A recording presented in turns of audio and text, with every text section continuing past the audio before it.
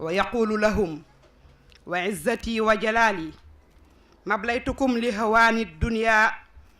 mablaytukum li hawanikum alayya inna mabtalaytukum li hawani dunya hatta anna ahlal balaa'i yatamannawna an kana al balaa'u mudaa'ifa wa hatta anna ahlal aafiya yatamannawna an kanu min ahlil balaa